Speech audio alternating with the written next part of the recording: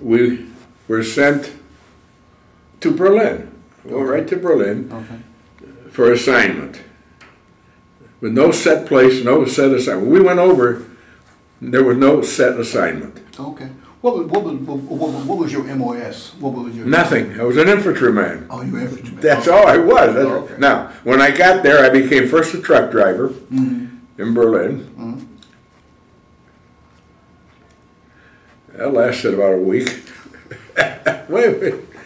Then, for some reason, the fellow that was head of special service, the sergeant that was head of special service, needed an assistant because he was leaving. Luckily, he picked me. Okay.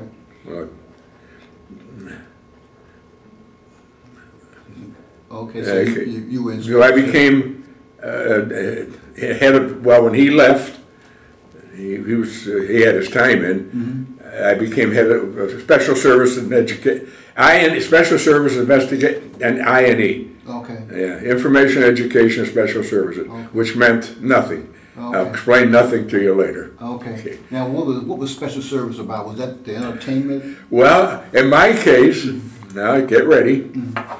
At the hospital, I ran a television, a radio station. The war's over now, remember. I managed a baseball team. Okay. I got tickets to the opera for all the doctors and nurses. All the arts. I happened to have some good, friendly doctors. I'd get sailboats and we'd go sailing.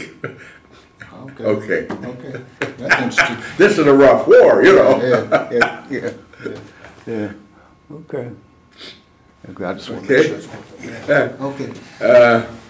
The sailboat, and then you. Well, whatever activities, I made sure that the officers got their liquor ration. Okay.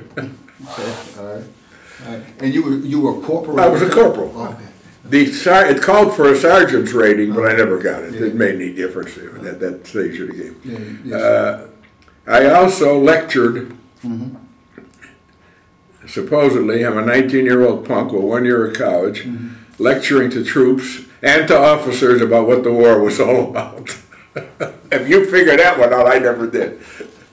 Well, our captain, when it came to the officers, one day, once the captain couldn't make it, he says to me, "All right, go."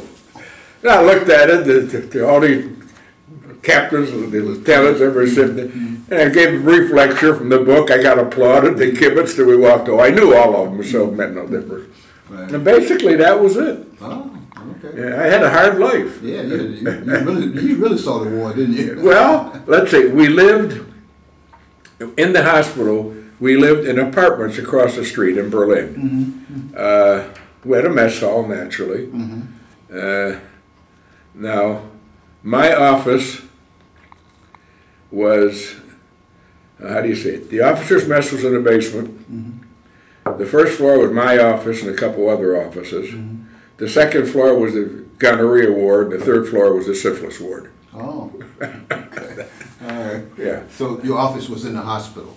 Yeah, I worked in a hospital. Everything was at the 279th Station Hospital in Berlin. Oh, okay. We were attached Office of Military Government, OMBUS, the U.S. That was everything in Berlin because it was, it was a 4 sections then. It was a 4 sections, so anything we wanted, you couldn't go. You had the French, German, and Russian. French, English, Russian, and American zones.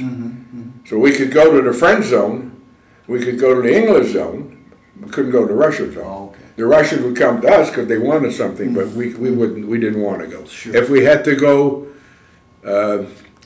through the Russian zone to get to Bremerhaven or some of the other, you had to have permission, and you went in a convoy. That was no problem.